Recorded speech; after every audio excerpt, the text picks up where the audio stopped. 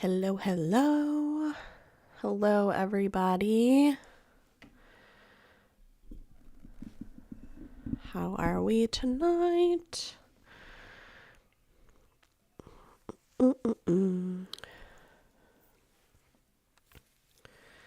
Hello, guys.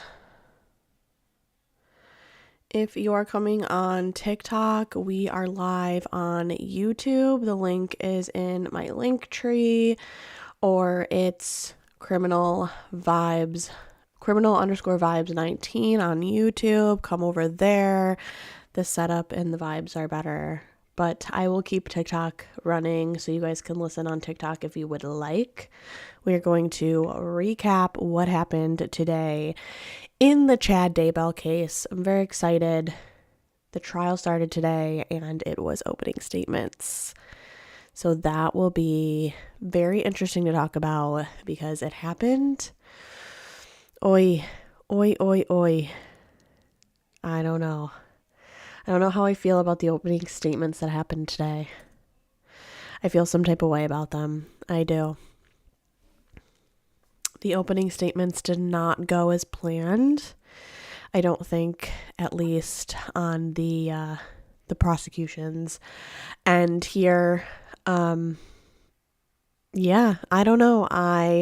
The prosecutors, so let's just start. We did our whole week of boudoir, they call it, which is just picking the jurors. So they picked the jurors in the Daybell case. Everybody was set and ready to come today. They picked everybody. Hey. So everybody came.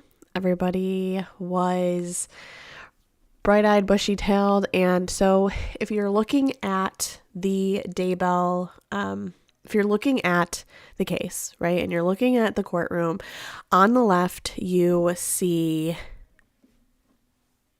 the prosecution, and on the right, you see Chad and his attorney, right? Okay, so Chad has his attorney, and that's it.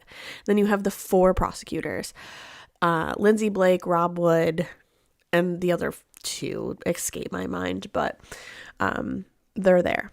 And so this is like a 4-against-1 team, but let me tell you, prior, Chad's defense attorney, he doesn't disappoint. He's really good because he is also not a state-appointed attorney, okay? He is a paid attorney. He's a private attorney, so he's really good. I have to say, he's a very, very good attorney, okay? And it was interesting to watch the differences. So Lindsay Blake, when she came up in Lori's trial, she came up and she came in strong. She was like, money, sex, power, blah, right? Came out, guns blaring, very passionate, and really hooked you into her opening statement. And today, Rob Wood got out there for Chad, and it was like, Chapter 1, this is what happened. Chapter 2, this is what happened. Chapter 3, this is what and it was like, it was so boring, okay? It was the most boring thing I've ever had to freaking listen to in my whole life, okay? And I know the case, and he just did a very, very top skim of the case, and was just like, I rest. And I was like, okay, that was lackluster. It was disappointing. It was just not it, okay? It was not it. And this was the time to set the tone. He should have been like, psychopath, blah, blah, blah. He should have done what then Pryor came out and did, okay? Pryor came out and did the thing. He came out and he's like, you're going to hear them say this, and this is why it's not that, and you're going to hear them say that, and this, and blah, blah. And he came out charismatic. He came out with his whole chest, and he came out he did it. He did the whole thing. So for those of you who are on TikTok, come over to YouTube because I can show my screen there. And if you guys want, we can watch the opening statements. And we can just we don't have to watch the full opening statements, even though they weren't very long, but we can just watch the differences between the opening statements, just like how they started. Pryor did a good job. He also did a good job challenging too. Okay. He did a really good job challenging, Chad. Chad looked like his little sluggy self that he always does. I always just say like Chad Daybell is Chad Daybell. Like there's not much that I don't know if there's much that you could ever change for Chad Daybell. Hey. So we did, if you guys want to watch the opening statements, we can watch the opening statements and we can see like the differences between the two. And if you guys want, we can, or we will, what we will do after that is, because we went into our first witness, which was also our first witness for Lori. So it looks like the prosecution is following the same track that they did with Lori. Guys, I'm really, really hoping that they're not doing a rinse and repeat here, because a rinse and repeat is not going to work with Chad Daybell. It just isn't. It just isn't going to happen. There is no rinse and repeat here. Okay? Because, all right, I want everybody to keep this in mind while we're doing this whole thing for the next 10 weeks. Hopefully you guys will be here with me, but I want you guys to keep this in mind, okay? Keep in mind that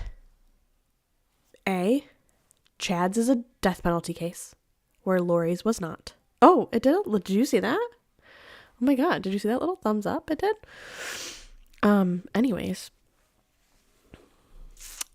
it is a death penalty case. So it's going to be the threshold for the putting somebody away for life and sentencing somebody to their death is two very different things. Very, very different things. When you add death penalty to it, it changes the whole game for a lot of jurors. Okay. All right. And the other thing is that they have to prove conspiracy to commit. So this is where I want everybody to, I think that the further removed that you get from the victim, the harder conspiracy is to prove. Okay. Now, Lori was their mother. Okay. Their mother. Not very far removed. Chad Daybell was some guy that their mom met. Realistically, he was some guy, he was only ever in the same state as them while they were alive. For Tylee, less than 2 weeks that they moved and she was alive. Okay. And for JJ, 4 weeks tops. That's as much contact as Chad Daybell has ever had with these children. And so what the prosecution has to prove is that from afar, Chad Daybell was so responsible for their death without ever really even being in the same vicinity as these children as Lori was. Basically by being Lori's friend. And so I made a video, and I don't know if you guys saw it on my TikTok, but I made a video and I kind of was being dramatic in my dramatic way that I am. And I was being dramatic and I was saying, if I told you to jump off a bridge, are you going to jump off of it? And if you jump off of it, do I have to die too because you decided to do the thing that I asked you to do? When does it become that I told you to jump off the bridge so many times that I'm responsible for your death?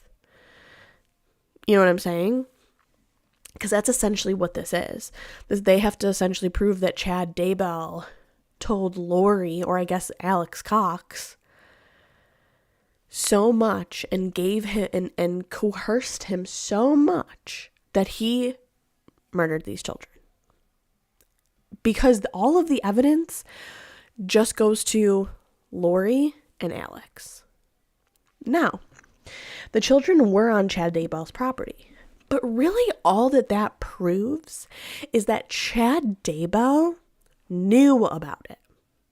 At the very most, that proves that he knew about it, because there is no evidence, physical evidence to tie him to these murders. No physical evidence. Lori, her hair was at least wrapped up in the bag with JJ. Alex Cox's fingerprints were there. We have lots of evidence there. Okay. And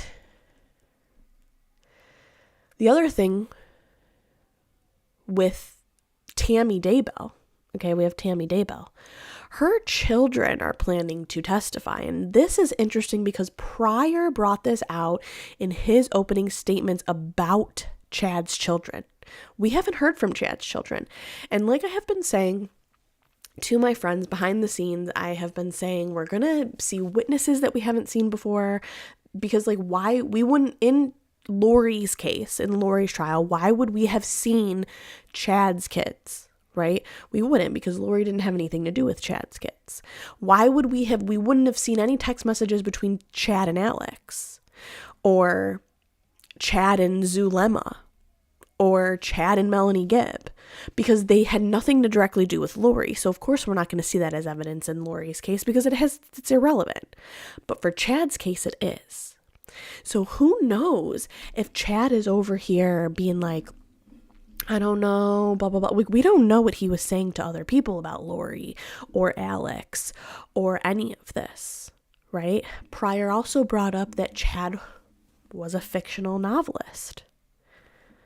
Fictional novelist, right? I say fictional like that because Chad's Delulu ass believed it, but he wrote fictional books in all different settings, genres, areas, and Pryor set this up to say, like, just because my client believes something different than your client doesn't necessarily, or your brain, doesn't necessarily mean that he is a murderer, right? There's lots of people that believe in lots of different things. It doesn't make them murderers. Chad could believe that there's demons inside of people. He could believe that it's the end of the world. He could believe that he's the Savior himself, Jesus Christ himself. That doesn't make him a murderer. And it doesn't. I really truly believe that this is going to be way harder to prove for Chad than it is for Lori, because Lori was the one that's like, I gotta get who's in the way out of the way. I gotta to get the demon out of Charles. Charles is a huge part of this that cannot even be really brought up with Chad at all, because Chad had no contact with Charles Vallow. That's why when Detective Hermosillo, who was the first witness that was brought up today, that's why they started where they started, where he first had contact with Chad and Alex. Okay? And the reason he had any of this contact was because of Brandon Bordeaux. Now, guys, this is where this is going to get a little bit crazy. And I know that I will make a chart tomorrow and have that for you guys, or at least visuals for you guys, to show you who is who and who is all connected. But for the time being, Brandon Bordeaux, okay, actually, let's take Brandon Bordeaux's name out. Let's just put him on a pin up here, okay? Lori has a sister, or had a sister, she died. Lori's sister has a daughter, Melanie. Okay, we call her Melanice. We call her Melanie. I know. I'm sorry, Rachel. We call her Melanice. Okay, I know we talked about this earlier if you were on my live stream, and I'm not going to take credit for that name, because Pretty Lies and Alibis, she came up with the Melanice name. It was the first name that I saw it, and that's why I'm using, because it's like so great. So credit to her. That's her name, but I use the name because it makes so much sense to use it. Okay, Melanice is her name. Melanie Bordeaux, Lori's niece. And the reason why we call her Melanice is because there is also Melanie Gibb, who is Lori's friend, who was the person that introduced Lori to Chad in the first place. Okay? So, Melanice was married to Brandon Bordeaux. Melanie's last name is Bordeaux. Brandon's his last name is Bordeaux. And just to give you guys a little bit of backstory on who these two people are, okay. So if you want to think of, there was a group of people, Melanie Gibb, Melanice, Zulema, Lori, and a few other women, Chad, okay?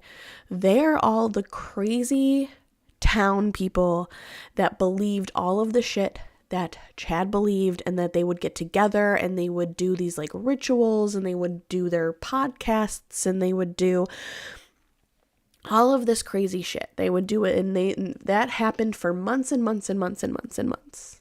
Okay? And from the time basically that they met, Lori and Chad met in October of 2018 until the kids were unalived in September of 2019. So for almost a whole year, they were all meeting and they all believed all of the things that Chad was saying, and they kind of did all of that together. Okay. And so when Charles Vallow died, okay, Charles had a life insurance policy. And before he died, unbeknownst to Lori, he called the life insurance policy and he changed the beneficiary of it. Okay, so Lori was saying that she killed Charles, or that Charles needed to die because he had a demon inside of him, and bloody whatever the fuck, okay? But the real motivator for Lori to get rid of Charles and to have him go away was not because there was a demon inside of him, and not even just because she wanted to be with Chad. It was because there was a hefty $1 million life insurance policy on Charles Vallow. Okay. Money. Lori thought that she was going to get that $1 million life insurance policy. And guess what? She didn't anticipate that Charles changed it. She didn't even know that he changed it. And that's where she screwed up. Okay. So Charles dies. Lori tries to get the life insurance policy. They're like, sorry, ma'am, you're not the beneficiary anymore. And Lori is pissed. She calls Chad and basically says, like, or texts Chad, I guess, because we will see the exchanges on this during court. But she texts Chad and she's like, hey, I'm not getting that money. Okay. I'm not getting the money from Charles. And she's like, but it's okay because I'm still going to get the $4,000 a month for the kids. Okay. Because the kids now get survivor benefits because Charles was JJ's adoptive father and Tylee's adoptive father. Oh, I'm sorry. Yeah. I believe that's how it is, because I don't think Joseph Ryan was dead at this point. Actually, I want to check that. I want to fact check that. Let's try. Let's Ryan die.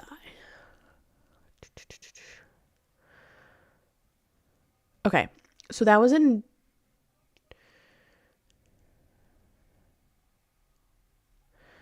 1918. Okay, no. So Tylee already getting benefits from her deceased father, Joseph. JJ, because Joseph Ryan had died of natural causes, and JJ was now going to get the check from Charles. So Lori's now getting $4,000 a month. Okay. And so Chad's like, it's okay, blah, blah, blah, whatever. That was the motivator. Now, Lori gets rid of Charles, and now she's stuck with these kids. They move to Rexburg. Okay. They hop their asses in the car in like late August. They move to Rexburg because this happened in July. Middle-ish of August, middle to late, they moved to Rexburg, Idaho, where Chad Daybell lives. Okay. Now, this is important because Chad Daybell, or because Melanice goes with Lori, so does Alex to Rexburg. Now the other thing that's happening at this time is that Melanie wants to divorce Brandon Bordeaux. And the reason why she wants to divorce him is because now he's also a dark spirit. He's also to the dark side. And we will also learn, hopefully, we learned this in Lori's trial. We will also learn that the reason why they wanted Melanice to divorce Brandon Bordeaux was to get the alimony check from Brandon Bordeaux so that they could all live together and they could have that money. So just so you guys are aware, this has always nothing to do with, they hide it behind these like reasons, these like religious reasons or like the demon reasons or like whatever, the like delusion. They hide it behind the delusion, but it's all about money and it's all about being free from the lives that they're leading already that they don't want to lead anymore. Okay, that's all that this is. Literally all that this is. So now that Brandon Bordeaux is like, I'm not, fine, we're getting a divorce, fine, whatever. But he stayed in Arizona. Okay. Brandon Bordeaux stays in Arizona. Melanice goes to Rexburg. And while Brandon is driving home one day, this is important. He's driving home and he gets shot at. There's a Jeep parked on his street. He's coming down the street. The Jeep's back hatch opens and he gets shot at through his passenger side window. Okay? Attempted murder. There's an attempted murder. The person misses, later to be identified as Alex Cox, in Charles Vallows registered, Charles Vallows registered Jeep. Tylee's Jeep. Okay? So he takes Tylee's Jeep.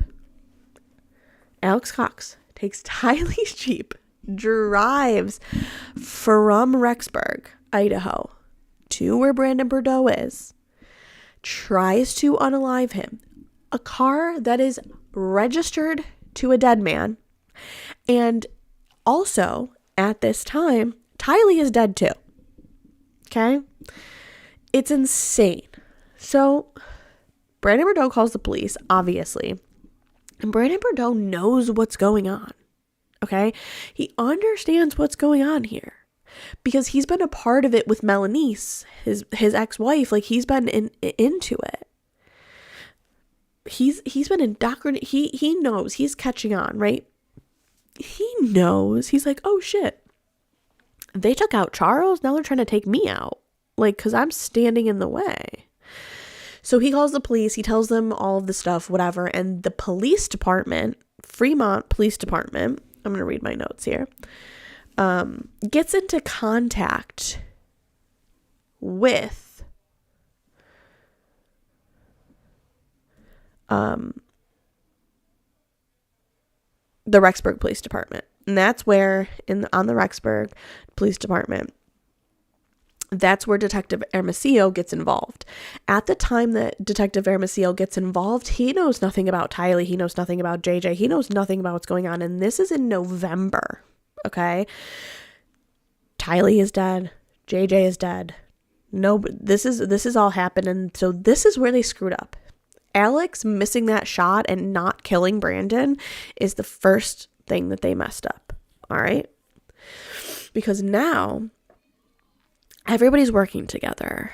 Everybody's catching on. Everybody's working together. And they get the call that they should be looking for this Jeep. So they do. They look for the Jeep. They kind of stake it out. They find the Jeep. They get the Jeep. They do all of the forensics, all of that on it.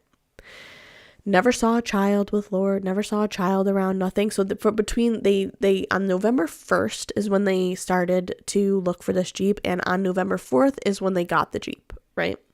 And they found it. and the Jeep that went after Brandon. It was registered to Charles. It was the car that Tylee was driving, etc. And in this time, also, they start to just get suspicious about things, like what's going on, right? They're looking into stuff, whatever. During this time, on November 7th, Chad and Lori go to Hawaii. They go to get married. Okay, they go and they get married. They come back. And when they come back after getting married, Kay Woodcock, and I don't know if you guys remember who Kay Woodcock is. If not, I will give you a little bit of a refresher on who Kay Woodcock is. Kay Woodcock is JJ Vallo's biological grandmother. Okay? Biological grandmother. So what happened was, I'll just go really quick refresher. Kay Woodcock has a son. Kay Woodcock and Charles Vallo were brother and sister. Kay Woodcock had a son who was Charles's nephew. Okay? Charles's nephew had a baby he couldn't take care of. And Charles and Lori adopted that baby. That baby is JJ. So technically, Kay Woodcock, who was Charles's sister, is JJ's grandmother. Now, when Charles died, JJ would still talk to Kay, like FaceTime on the phone, talk to him, whatever. Like, it's still his grandmother. And so for JJ went missing, or the communication stopped around the 29th of September.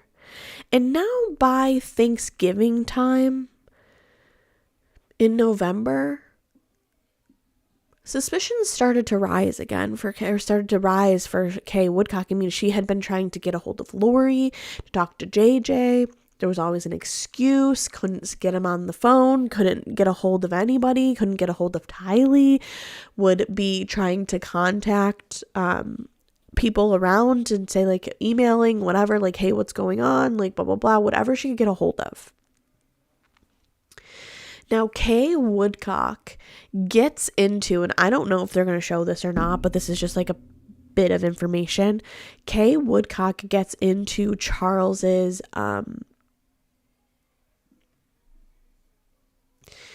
email because she is trying to desperately get a hold of anybody that she can, talk to JJ, whatever. And Lori's dumbass had ordered her wedding ring with Charles's Amazon account. So stupid. Okay. You know what I'm going to do really fast, you guys? I'm going to pull up my my boards app, and I have like a whole timeline of everything here, and I just want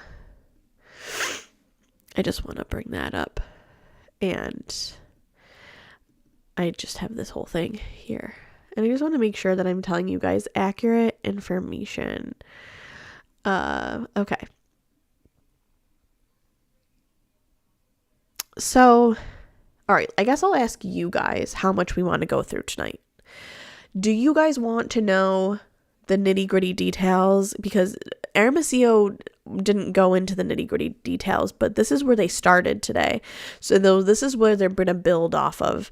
I just want to make sure that you guys are, buckled in and ready to hear all of it, because it's a lot.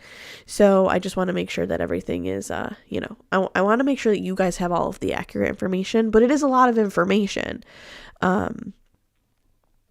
for you guys. So I just want to make sure, and I can put up on the screen here,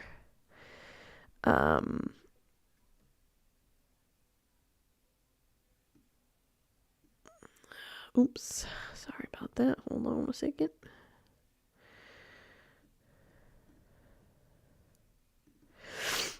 I can put the boards app up here so we can look together at this. Okay. we'll go through it then. So we'll start at, so September 1st, actually. Okay, so this is where, like, I'm refreshing myself just as much as I'm refreshing you guys. Guys, we're live over here on TikTok. We're live over on YouTube. Come hang out, say hi. It's a much better viewing experience, I promise. Come on over. Okay. This is where, okay, so August 10th is the last time that Kay speaks to JJ for FaceTime. August 10th. Or she speaks to him, sorry, it's not the last time, but she speaks to him. She speaks to him for, oh no, this is the last time she sees him. Sorry, that is. For 35 seconds, this is the last time she sees JJ Vallow. Okay, the last time she talks to him. Okay? All right, cool. All right, guys, we're going to do it. We got it. Now, September 1st, 2019, they moved to Rexburg. Okay? Now, mind you, September 8th is the last time that Tylee is seen. Okay? They move on the 1st, and a week later, Tylee's dead. I just am saying that because I want to bring everybody's mind back to, can Chad be held responsible for the murder of somebody he wasn't even living in the same state as, never was ever around, never even knew, never even saw with his own eyes, never had any contact with, for only a week? A week. And one of those days they went on a trip. And that trip was on September 8th, 2018. Tylee's last photo of her was taken at Yellowstone National Park that she visited with JJ, her mom, and Alex, and her uncle Alex. And you want to know why we know that this is the day that she was unalived, or she was murdered?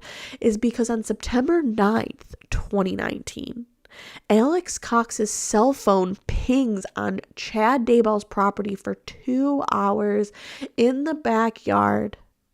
And 14 minutes later, after this happens, Chad sends a text message to Tammy Daybell, his wife.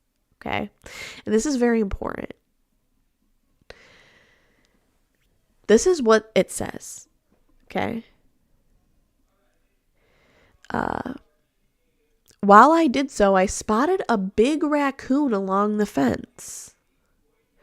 I hurried and got my gun, and he was still walking along. I got close enough that one shot did the trick. He is now in our pet cemetery. Fun times. Okay?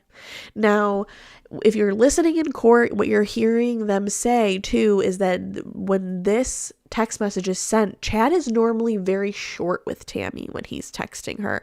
He's very, very short with her. And this text message is just like a little out of the ordinary for the amount of expression, amount of words. It's just a lot. Okay.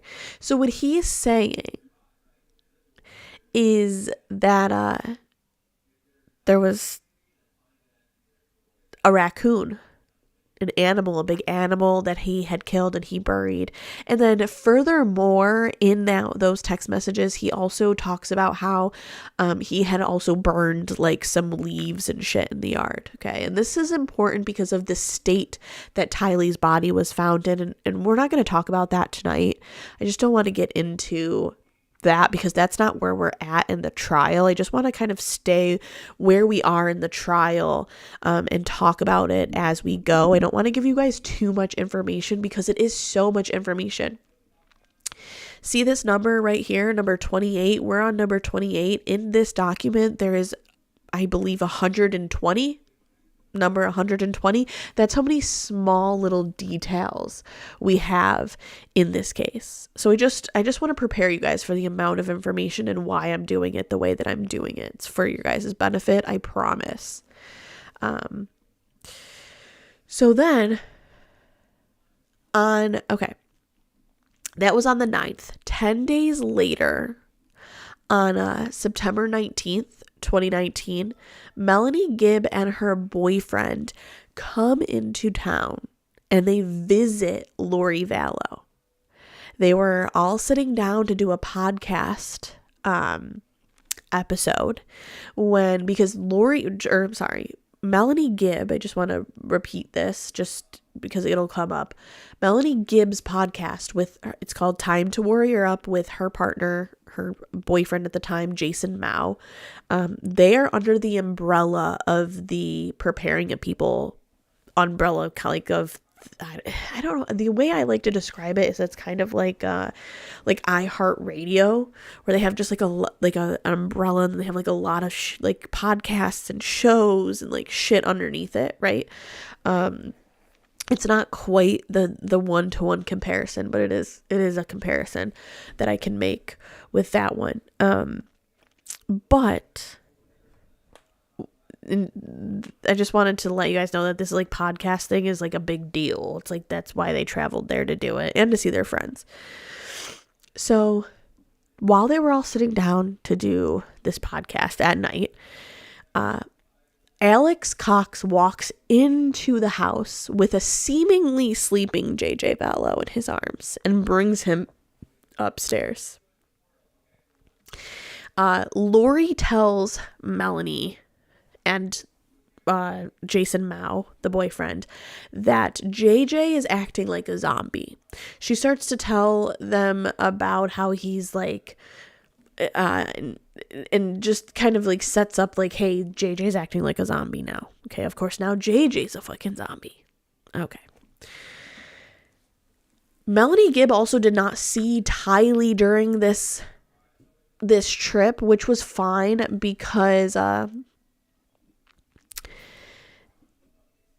Tylee was supposed to be at a, what's it called?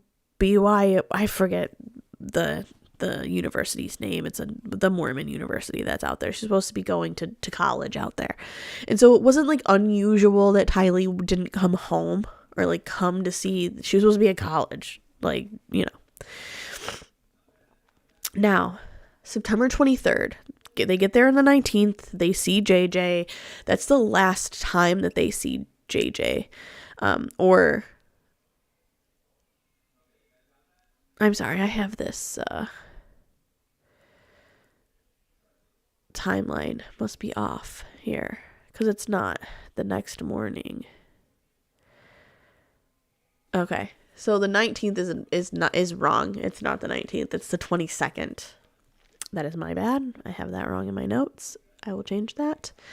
So it's the 22nd that this happens. And then September 23rd, the next morning, I do know that sounds more accurate. The next morning, just in the time frame, it was the next morning. Melanie Gibb's boyfriend asks Lori, like, hey, where's JJ? And he'd like to see him because they were going to leave. And Lori tells Melanie and her boyfriend that Alex had to take JJ away because he was acting like a zombie, jumping on the counter and the top of the cabinets. And sadly, Alex's phone pings again in Chad Daybell's backyard on that day, on the 23rd, for only 17 minutes this time. The day that, the next day. So remember, the night before, Alex brings a seemingly sleeping JJ in the house, and the next morning and the next day, his phone pings on Chad's property for 17 minutes that time. And those were the only two times that it was pinging on Chad's property, was the 2 days the kids were buried. Which is, not fantastic. But this is where they get great evidence, right? That Lori knew what was going on. And we get great evidence that Alex definitely knew what the fuck was going on. Or what was going to happen. Excuse me. But what we don't... Now, this is where I just want to come back to the trial. We don't know what the communication between Chad and Alex looks like at this time, right? There might be text messages of Alex being like, hey, dude, I'm going to be there in 5 minutes. Got the body in the back. Where should I put it? Right?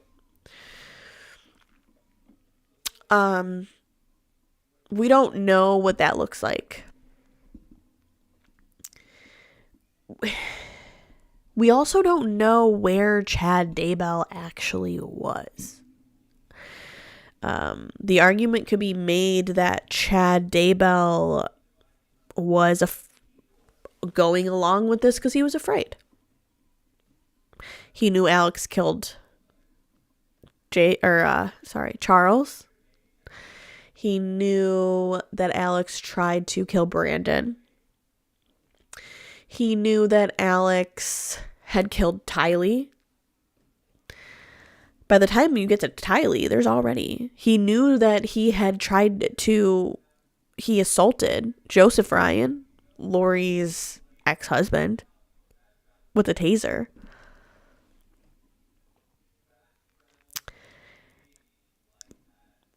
I think that the argument could be made by a defense attorney.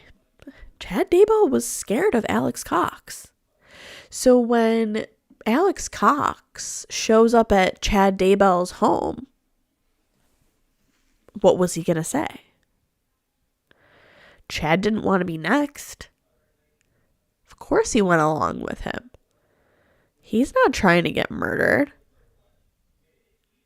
And Alex already tried to murder Brandon, did murder Charles, and now he's showing up with Tylee. And then after Tylee, he thinks it's done, and now he's showing up with JJ. What was Chad supposed to do? Should he have called the police? Of course, but the only crime that was committed by Chad Daybell was not properly going to authorities with information that he had about a murder. It doesn't mean that he's responsible for the murder.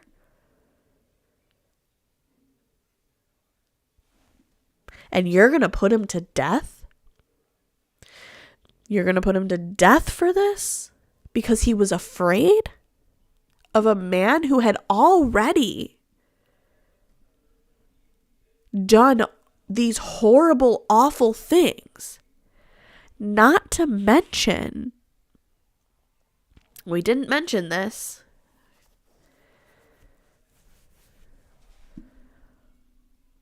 because it's coming up here in our little timeline. I'll let you guys, okay? So I'll let you guys, we'll get there. But there's another reason why Chad Daybell might be afraid of Alex Cox. All right? And so I'm not saying this because I want Chad Daybell to go free, obviously. But I am saying this because I think that the realisticness of what's going on in this trial needs to be said, because I think everybody's going into this trial, and I think even the prosecution might be going into this trial as a rinse and repeat. I truly fucking hope not. But it is different this time. The death penalty is on the table this time. It's a different beast than Lori, just purely by proximity of and closeness to the victims. And there is a real chance, when I say this, I don't say it lightly, and I've said it before, that Chad Daybell goes free. And when I say free, I mean not convicted of murder, right? Because he will be convicted of the financial crimes. Those are just like, those are no-brainer crimes, but those don't carry a life sentence. Right? Those are... So let's keep going. And I just want you guys to see what happens here. So now on the 24th, Lori tells JJ's school that he will not be returning and that she's going to be homeschooling him. She initially tells them he'll be staying with his grandmother, but then later changes her tune and says that she'll be homeschooling him. And per Idaho law, the school is not required to make any further contact about JJ Vallow when he is told, when they're told that they're doing homeschooling. As long as that paperwork, and I know this from experience with my kids in homeschooling, as long as that paperwork keeps showing up, they don't come and like check on your kids. They don't have to. October 1st, Lori signs a contract for a storage unit. And on October 2nd, 2019, October 2nd, 2019, is when Alex Cox goes that day to try and shoot Brandon Bordeaux, Melanie's ex-husband, in his driveway when he was returning home. Okay. Now, after that happens, that's the other attempted murder. On October 7th, Lori's wedding ring that she got married to Chad Daybell is delivered to Alex Cox's apartment. They're moving quickly. Okay. Now, this is now the other important part that I was getting to is on October 9th. Now, Alex Cox just tried to unalive Brandon. And now, on October 9th, just about a week later after the attempt on Brandon, Tammy is confronted by an intruder at her home and is shot at, but is also missed. She was bringing in the groceries. 10 days after that happened, on October 19th, 2019, Tammy Daybell is found dead in her home of natural causes. And this is where I'm going to talk about how Pryor brought this to our attention. Okay? Pryor brings this to our attention that Tammy Daybell's children will be testifying, and he makes it sound like they're going to be testifying on him, for his witnesses. Which I would think so, because that's their dad, right? And I don't think that they believe that he did this and had anything to do with this and that he's responsible, okay? That the children. We don't really know because we have only one interview with the children. And in that interview, they are pretty adamant that Chad had nothing to do with this and that he wouldn't. And so they are going to get up there and they are going to testify that Tammy Daybell had lots of health issues. Hey, Lauren. Lots of health issues. She refused to go to a doctor. And that the reason why they refused an autopsy when she died was because of, because they didn't believe at all that their dad would have done anything to their mother, and that it was very believable that something happened to her because she was taking all of these weird supplements and she was doing all of this weird stuff. She wasn't going to the doctor and she was sick. She was sick. So they're going to get up there and they're going to testify. Lori didn't have the children's testimony at her trial. Okay. They didn't have that testimony at her trial. But they are going to get up and they're going to testify on behalf of their father, saying, no, our dad did not kill our mother. We were there. An hour after it happened, we saw her on the floor. The coroner came. Everybody came. The ambulance came. The police came. Nobody thought that this was foul play. Y'all, this is such a different beast for Chad Daybell than it is for Lori Vallow. There is a real chance that he goes free. There really, really is. Okay? It's crazy and it's insane. So now let's go back here, because on October 25th, one of Tylee's friends in Arizona receives a text message from Tylee. It's not from Tylee. Newsflash. It's not from fucking Tylee, because Tylee's dead. Receives a text message from Tylee saying, hi, period, miss you guys too, ... love ya. And the reason why she gets this text message is because that friend starts to become suspicious. She's texting her, nobody's answering her. It's weird. Okay. So, my stars kind of faded. My like green stars. I wonder why.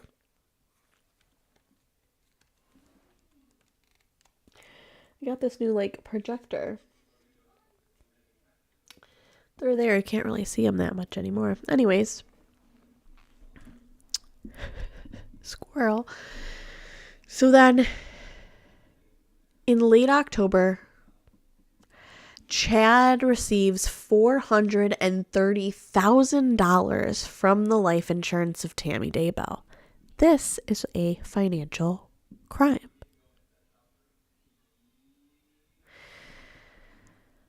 Well, is it?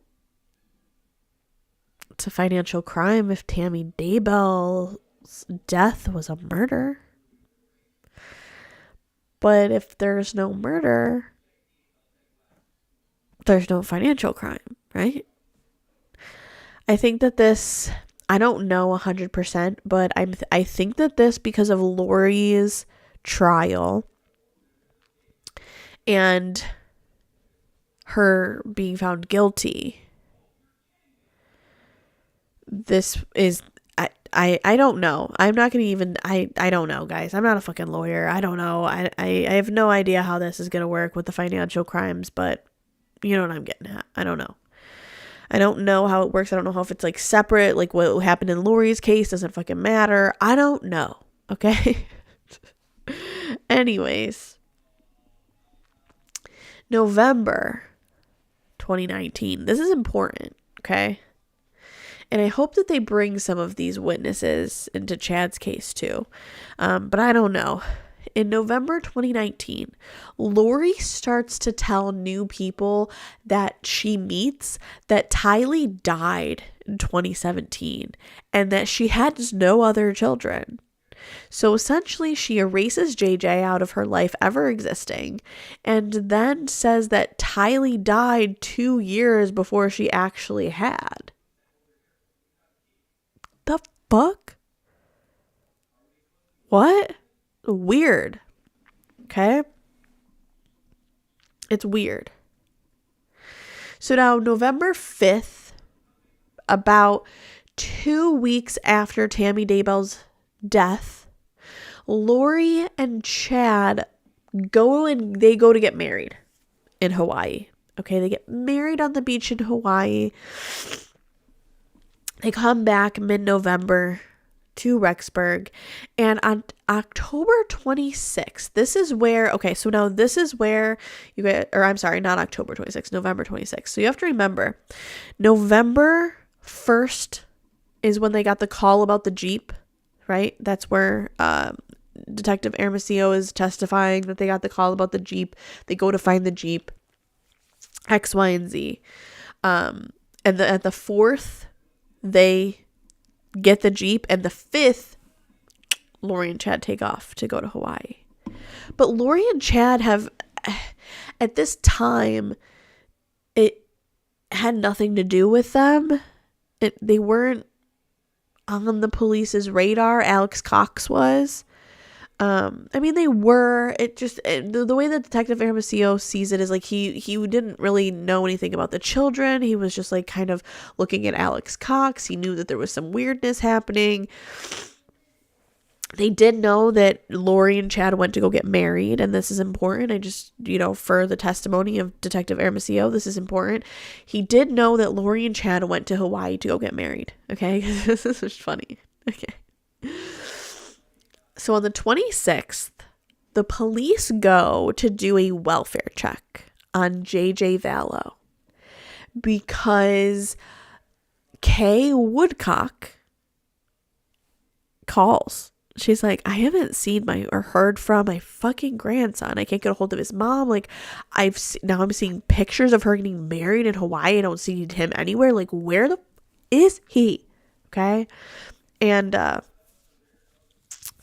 so she calls for a welfare check. So they go. So now Detective Hermosillo goes. He's also one of the people that goes to to do this. Now, I'm going to pause here because I'm going to ask you guys, do you want me to play this footage for you? I have it on my YouTube channel. If you guys would like to watch it, we can watch it really quick. So I'm going to leave that up to you guys. Let me know if you guys want to watch the body cam footage from them going in to the home and so you can see the interaction. If not, I understand. I mean, it's just, this is for me something that I have all of this, there because I wanted to see all of it and have it available. But if you guys don't really care about seeing that footage, I completely understand because it's just like, okay, they went there to look, and we could just talk about what happened there. But I'll leave that up to you guys if you guys want to watch that body cam footage or I guess listen to it more so than watch it. It's not really anything, I mean, it is visually, but it's not anything crazy visually. What do you guys think? Should we watch the YouTube video, the body cam footage?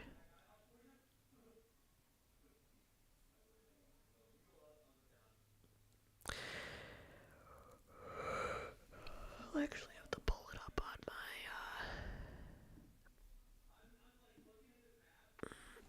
let's see if I have it available here.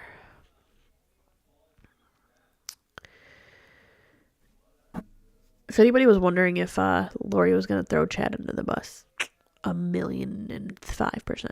That's what's going to happen here. Let's see here.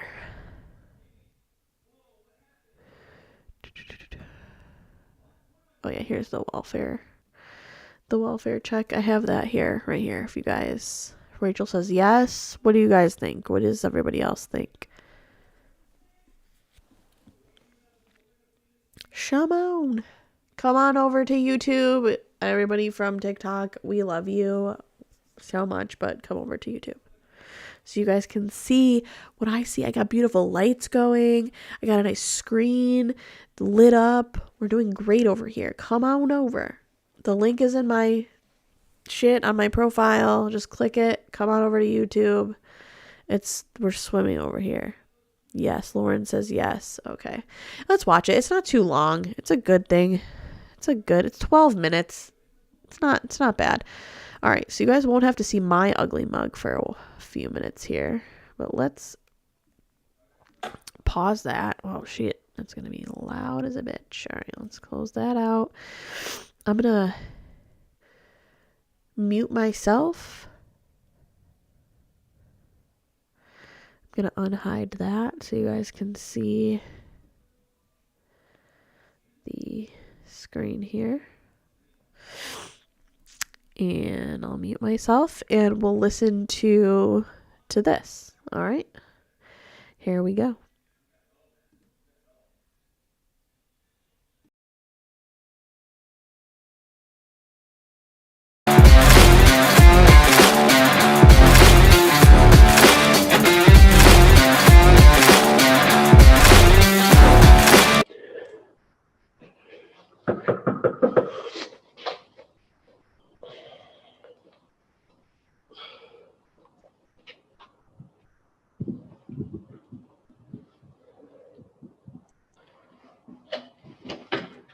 Hi.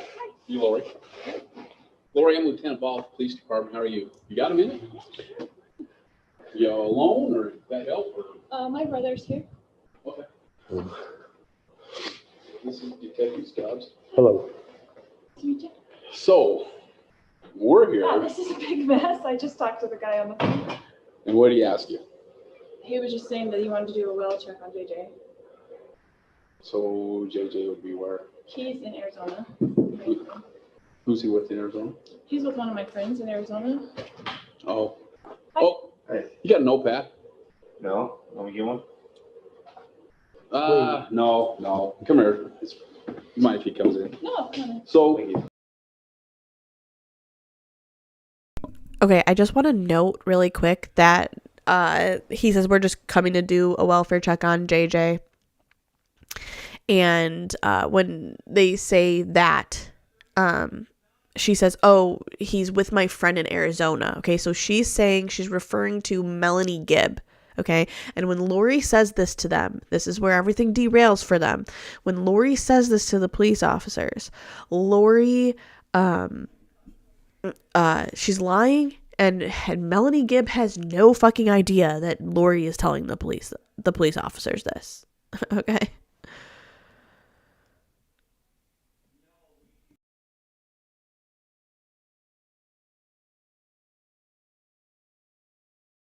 Sorry. Who's the friend he's with? My friend Melanie. Her son Melanie. has autism. Her name is Melanie Gibb. I gave him all the information on the phone. Okay, so he can call him? Yeah. Her? Discord. Yeah. What is all this? We're a little What is concerned it? Why? because, well, the officers who were here earlier Yeah. were checking, and they got a bad vibe that like something was going on here because nobody knew anything about a child. They weren't talking. It's because a What's lot of going stuff on? has gone on. If you want to know, it's a lot of stuff. So Well, that's why we're concerned, because it just was kind of weird. it is very weird. I've had to move around a lot. One of my brothers is trying to kill me. Not the brother that lives here, obviously. He's kind of my protector. My other brother that was in with my husband, who was trying to kill me for my $2 million life insurance policy. No way. Now, So a lot of stuff has gone on in this last year. It's been a horrible year for us. I've had to move around. And so I was going to move back to Arizona. Okay. That was a lot, right? Let's talk about that for a hot fucking second, because that was a lot of a bombshell that Lori just dropped on us, right? You're like, what the fuck, Gianna? Who's trying to kill her for her life insurance policy? What's going on? Okay, let's just fucking, she's lying, obviously. Lori has a brother. His name is Adam, all right? Adam Cox. And because we didn't talk about Charles, we really didn't get to talk about Adam. But Adam, she's claiming that Adam Cox, who was trying to intervene in all of this and fucking help her and be her big brother and help her, she is claiming that he is trying to kill her for her $2 million life insurance policy. Oh, you mean what you tried to do and what you did do to fucking Charles Vallow? You psycho. She's making this up. She's like, oh my God. She does this with police officers. Okay, this is what she does with police officers. And she's like, oh my God, I'm batting my eyes. My brother is trying to kill me for my life insurance policy. And that's why I had to move here to Rexburg. No, bitch, that's not why you moved there. Shut up. Right? She's trying to get out of, obviously they're looking for JJ. She's trying to get out of it. I just want everybody to know that like what she's saying is not true. Okay? Never happened. Nothing ever happened here in that way. Not true. I just wanted to clear that up, because if somebody that's watching has no idea about this case, they're going to go, I'm sorry, what? Her brother's trying to kill her for her life? And no, it's not what happened. She's fucking lying, okay? So just, we'll leave it at that.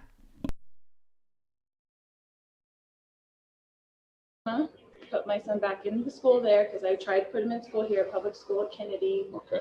He went for 2 months. We tried it, but he had such a hard time. Now, the person who called is my sister-in-law, but she's his natural grandmother. He's adopted by us. Okay, so her son, who is a drug addict, Okay. had a baby with a girl who's a drug addict, and they took him from, CPS took him, Okay.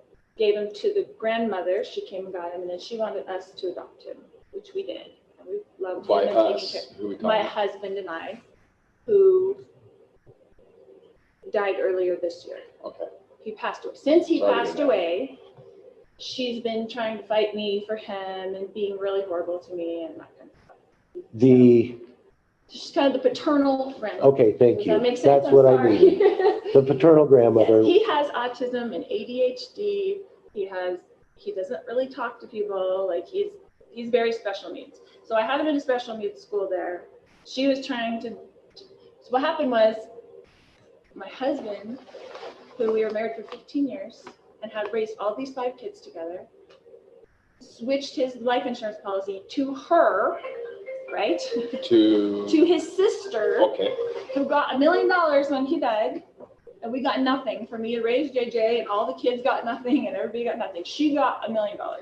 So I knew she was going to try to sue me for him, or JJ? Yeah, because she now has this $1 million, so she can hire people to help him, and I have nothing. But you have legal custody. He's my son. I adopted him when he was 2 years. We had him from the time he was 8 months old till 2 years old. So she does nothing that wants to cause me trouble. So I don't tell people the truth about where we are and what we're doing because of those reasons. So I look like a suspect, but I am not a good person. Raised all of my kids. I've done everything that I'm supposed to do in life, but everyone is causing me trouble right now. So We don't want to cause a lot of trouble. How long have you been here? we only been here since September. Okay. We moved up here in September. My daughter to go to BYUI. Your daughter goes to BYUI? Yeah. Does she live here? Mm-hmm.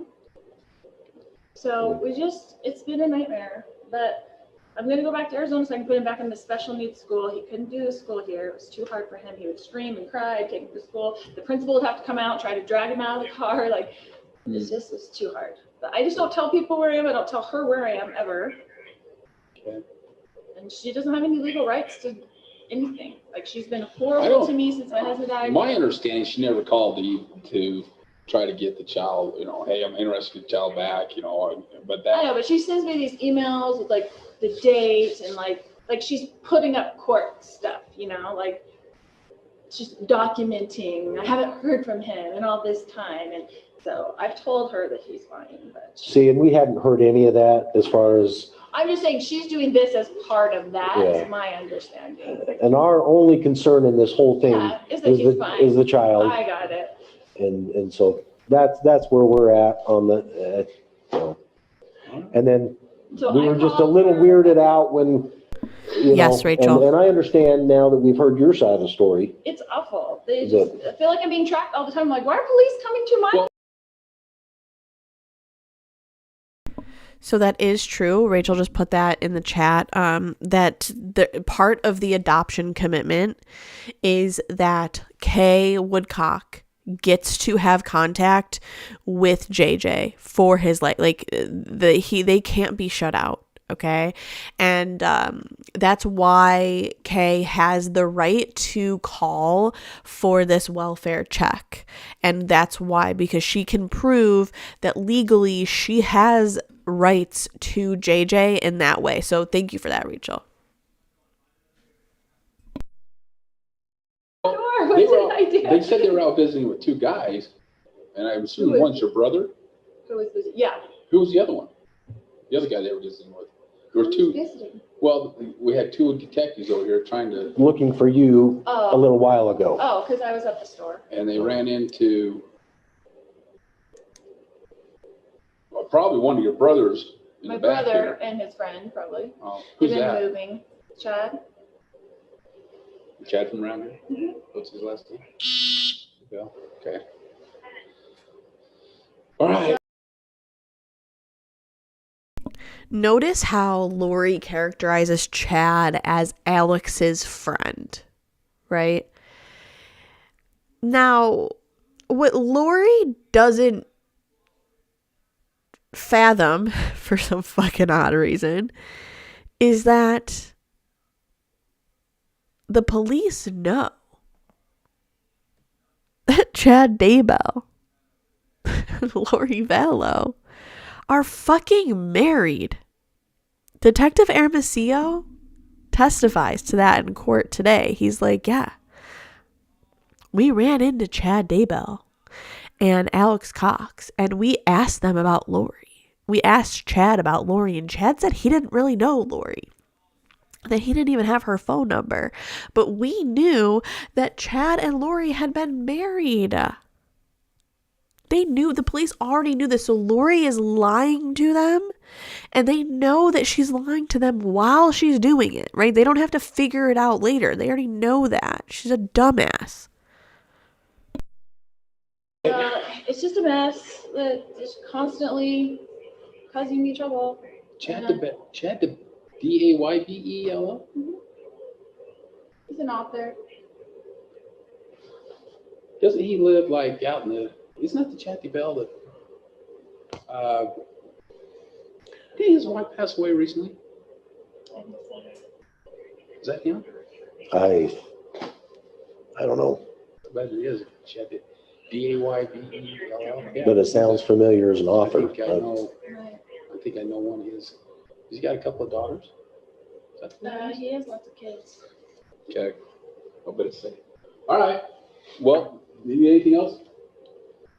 Sorry to bother you. Thank you. Okay. We don't mean to be a problem. I'm sorry We just- that people are constantly knocking on my door looking for me, and I just don't want to be found. So Have you had problems? Because I think we only had. the reason I'm moving is because the brother that was going to kill me, that we found emails and texts with my husband at the time, came showing up here. So he found out where I was, and he was knocking on my door. No, this was your brother? One of my brothers. He showed up here and was knocking on your door. He lives in Kansas. And you said something about you were getting threatening emails? Well, no, just after my husband passed, I found emails and texts between them that they were planning all this stuff to get rid of me. Do we need to worry about him coming over? Well, that's when I'm moving back. I'm moving, and I'm not going to be in a place. I'm going to live with my friend, Melanie. Don't tell her. Oh, you can call. I'm gonna take care of it. Well, that's what I'm saying. Like, just a nightmare. I mean, I canceled the insurance policy since my husband passed, so there's no money if they can. And what are they going to do with JJ and Tyler? Like, what do people think? Okay.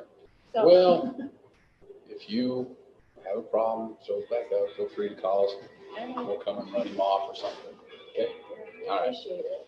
Okay, we'll get out of here. Sorry to bother you. Thank you. Thank you. See ya. Detective Stubbs, did you return to that same apartment that day? Yes, when Detective Hermosillo and Detective Hope could not contact, So what you guys are listening to is I pulled the audio from Lori's trial. This is testimony. Okay.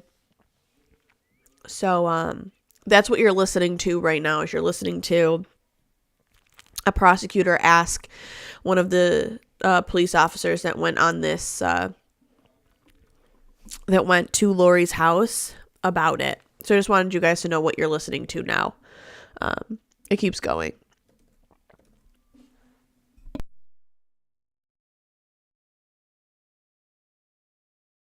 Melanie Gibb, a few minutes later from this encounter, we went back to her door to inquire about how we could get a hold of Melanie Gibb. And is that what is on the second film file here? That is Video file? correct. Okay.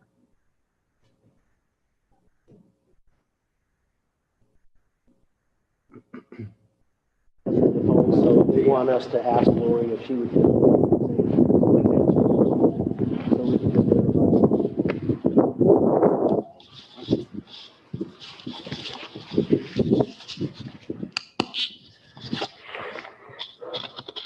So we can get Melanie is the friend. Wasn't Melanie the one living up here? Supposed to be her daughter, Lori's daughter? No, this was the friend that she's going back down to live with, she said. Right. She's got a daughter named Melanie. Let's just see if she will call and have Melanie get a hold of Hope and just do a verification. Because apparently she's not answering the phone down there.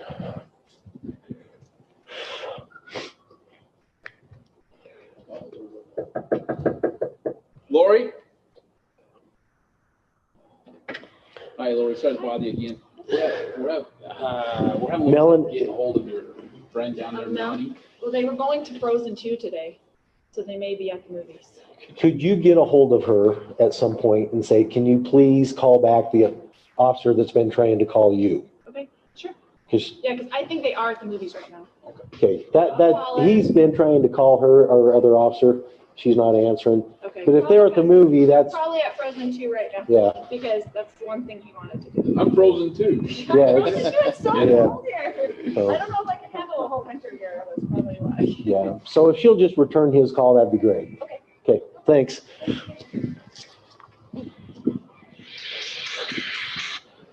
Yes, sir.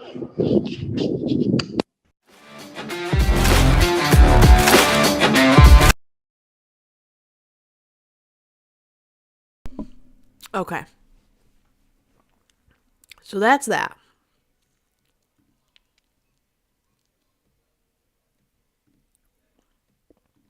I actually want to go back to boards here. So that was the encounter between Lori and the police officers on the 26th. Okay. Now, we listened to this earlier, but Melanie Gibb does end up getting back a hold to the police officers. And she's like, I don't fucking have him. I don't know what you're talking about. I don't have that kid. Melanie Gibb is not going down with this ship. Okay. She's just not. She's like, I don't have him.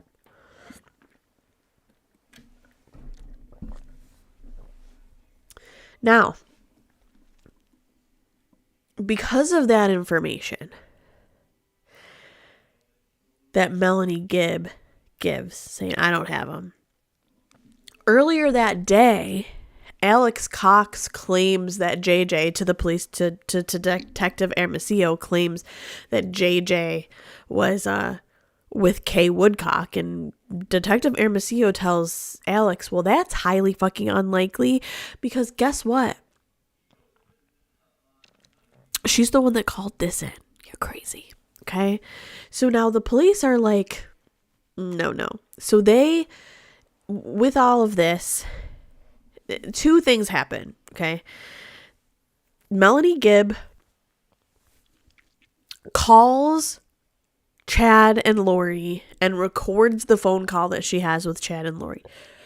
This is what we listened to earlier. And I do think it's important for you guys to listen to this audio. And I know that you're probably like, Gianna, we don't want to fucking listen to that shit anymore. But I do think that it's important. So I'll leave it up again to you guys. Do you want to watch this footage? What do you guys think? Would you like to watch or listen to it? I guess. Sorry, not watch it. But do you want to listen to the recorded phone call? So Melanie Gibb knows that Lori told the police that JJ's with her. She's like, I don't have JJ. She agrees to call Lori and Chad. Okay. To call Lori and Chad to like talk to them and like quote unquote not like trick them but like get information from them, right, for the police. So that's what she does, is she records the phone call because Melanie Gibb again is not going down with the ship. And it's actually a pretty funny phone call because in it Melanie Gibb basically is like, you guys are listening to the devil, like I don't know what's going on, but like you guys say that you're not the devil, but like you're listening to the devil. And she calls Lori a slut, and it's like really funny. It's like actually really good audio and I really love it. It's one of my favorite parts of this case is somebody finally standing up to fucking Lori. So we'll go ahead and play that now. I'll play that for you guys. And we'll listen to that because I think it's good to listen to that audio, of Melanie Gibb. Sorry, that was probably very loud. Okay. So I'm going to do this. This is after the welfare check. And after the welfare check, before the search warrant on the 26th. This is the night of the 26th. Okay. So I just will let you guys listen to that now and just listen closely to the things that Melanie Gibb is saying and that Lori is saying. And it's a little hard to hear at first, but it gets much better as it goes on.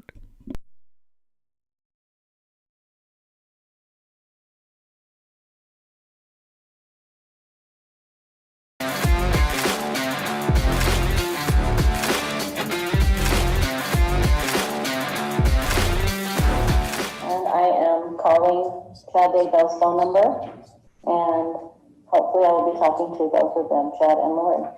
So here goes the phone call.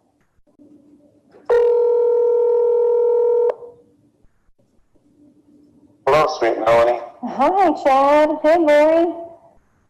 Hi. Hey, let me put on speaker. Oh, okay. All right. We're not with the phone. How are you guys? We're okay. How are you doing, babe? I'm doing pretty good, thanks. I was wondering, where are you guys? We're just hanging out. Hanging out? Are you in Idaho? We're in Idaho. Oh, okay. I just wanted to ask you a question, if you don't mind, Larry. Yeah, I want to know, you remember we talked about JJ going to Kay's house, and you told me they went there, and now he's not there? I was wondering what happened. well, I had to move him somewhere else because of her actions. So, Was she doing something? Like, was she trying to come get him or something, or like trying to kidnap him? well, she said that lots of times before, but, Okay, well, you know, when I asked Chad the other day, I was like, hey, you know, where is JJ? And he said, for my security, he didn't want me to know, so is there a reason I should be in danger to know where he is? no, it's nobody, it's his danger. It's the danger that there's people after me. Okay, So, If you knew, that puts you in a danger. well, just in a bad position. And Yeah, bad position. everybody, if they don't know anything, then they don't have to say they know. right, so you're just worried, okay. I'm just to keep him protected and keep you protected. keep everybody else. So, I appreciate that. Well, I was wondering why you told the police why he was with me.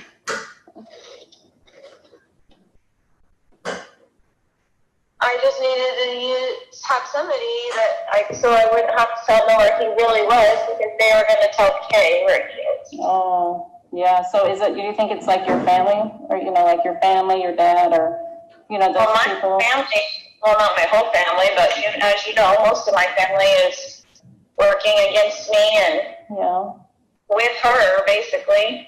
yeah. Is JJ safe? He is safe and happy. Okay, well, that's good to hear. Are you afraid of anything? Like, are you afraid to tell me that you're just afraid that that I could be in danger? Like like like if I knew, like how could that hurt me? I don't understand how that could hurt me if I knew where he was. Well, I'm just not telling anybody so that nobody has to say where he is or get questioned to where he is, so I can keep him as safe as possible. Yeah. Okay, I hope that he's okay. I hope you guys are okay. I did have a question that I asked Al at one point, your brother, if I wanted to know, you know, like where he was, and he said I did not want to know, and that he could not be found. So what does that mean? I don't know why he would say that, but it's the same story. Like I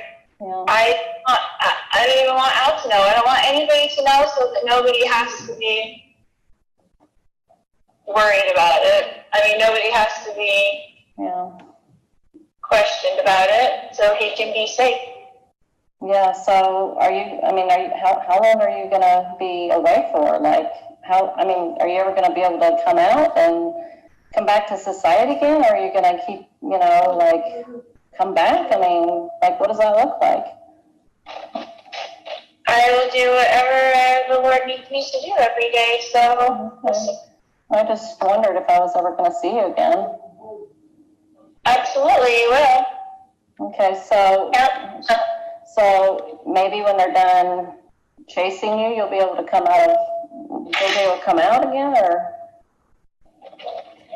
Yeah, I mean, it's a ridiculous thing for them to be working with Kay to find me. There's nothing that's going on that's, you know what I'm saying? Like, they're working with her in some dark capacity. The police are working with her in some dark capacity. There's no reason for them to be after me in the first place.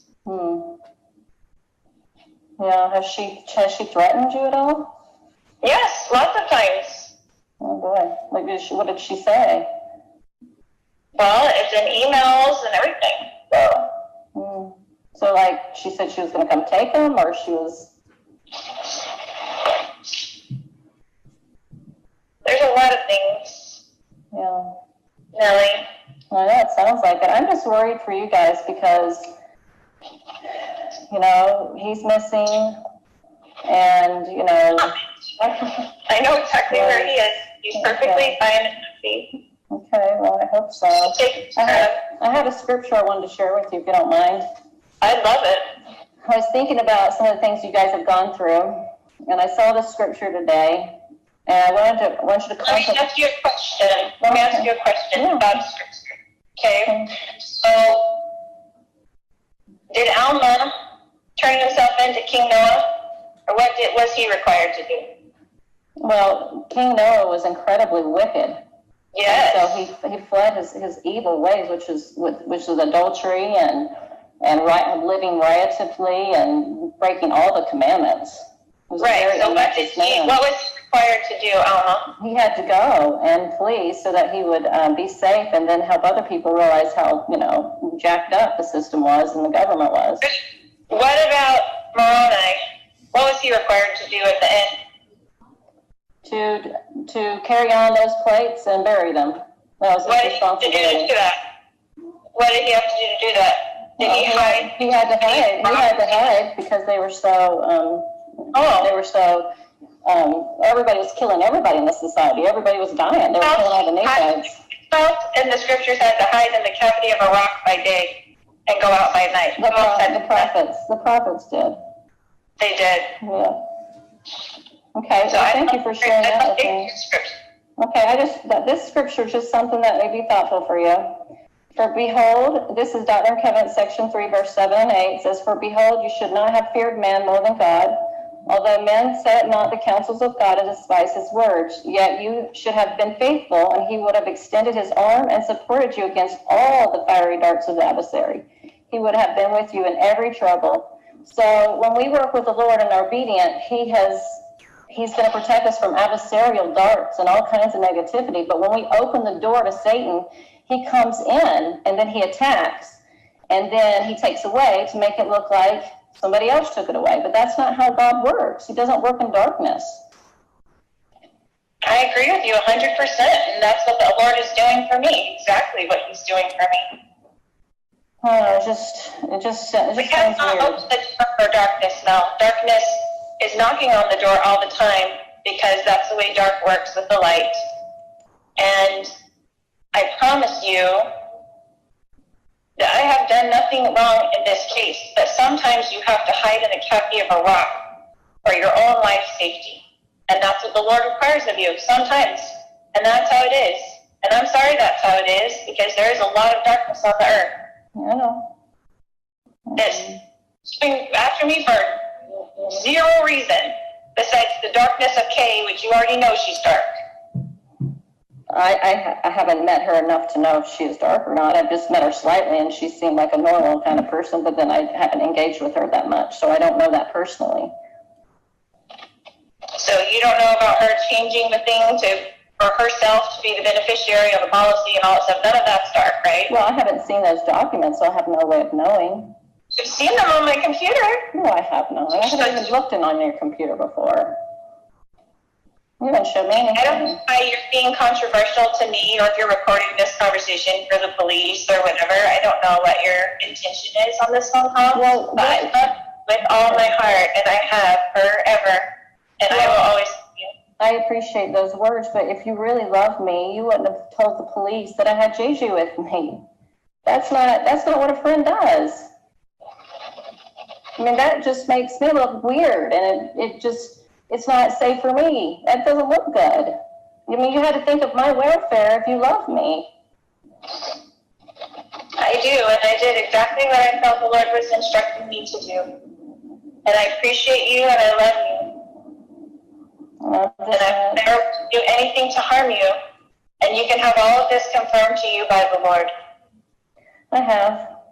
And my conscience is clear. I feel very understanding what's really going on, Lori. And I believe that you have been very deceived by Satan. I believe that he has tricked you. And I don't believe that what you're doing is correct. Tammy dies, and then your husband died, and then he's missing. It just doesn't sound like God's plan to me. It gives me a gut feeling, like in my gut, it feels weird. It doesn't feel right. I don't have peace about it. I never have felt 100% peace about it. I always felt like a little weird in my stomach about all these things. You know me, Mel. You know me. This does not sound like you. This sounds like you've been influenced by somebody dark who wants you to believe dark things and have fear of the celestial world. I don't have fear. You obviously do. No, I have a peace of conscience, and I can see clearly. Well, I'm sorry that you feel that way. I love you so much. I know you do.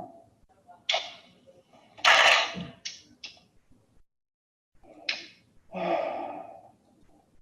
don't know what else to say. Stand Christ when he comes again, and he's coming soon, and we will all stand there, and you will know at that point that he has supported me and has supported me the whole time, and I have not been deceived.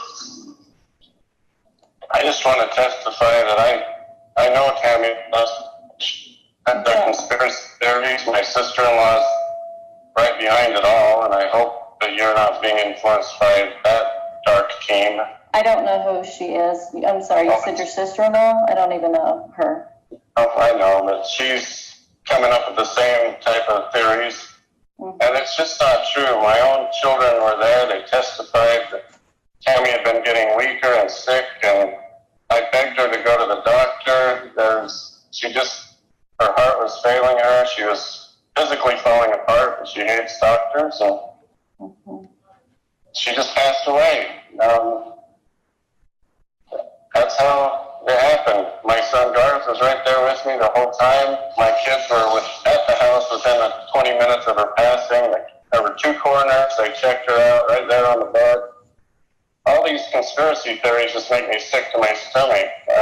Just absolutely sick. I know I've been told for years that Tammy would pass away at a young age. And I had no idea that Lori would even be a part of my life. I just knew that my life had 2 segments. And that I know Tammy's on a special mission, and she's with my kids. She's visited them. There's so much, Melanie, that you just have to have faith, and this is not some sort of master plan. There's no way Lori and I could have ever come up with this. It's just... You can understand my concern, correct? I can from an outside perspective, but from someone who knows as much as you know, no, not really. But we can feel Dave's influence on you. I can feel that for sure. He's a very good man, and he has a very strong foundation, that I know. I know, but he seems to be the one that's putting the doubts in your mind. No, you know what? I have come to understand that my gut feeling, I was not listening to it. And I always felt uncomfortable with many things. Okay. Well, I'm sorry that I included you in those teachings then for your own sake, because I wish that you didn't have as much knowledge as you have, because you will be accountable for the knowledge that you do have, Mom. So are you. I agree 100%. Yeah. 100%. I have no fear. Yeah. I have no fear of that. But I really, as I was reading the story of Chloroform, and it is so very similar to this, you just can't see it. But he did it because he was trying to reclaim the people, and he thought at the very end, because of his carnal and natural desires, that's what influenced him. And he was very, That's very me. I don't deceiving. natural desires. Well, honey, you got a lot of natural desires. We all know that. That's what you think is me, Cormer? Are you kidding me right now? I think both of you have similarities. It's in the scriptures. It's in the scriptures. And the scriptures are very powerful. Yes, they are. I live by the scriptures, as you know. I know, but we can rest the scriptures for our own vain glory. I rested the scriptures? We can do that, and I feel that you have to see our belief systems. Do I rest the scriptures? Is that what you're accusing me of at this point? I feel that you have.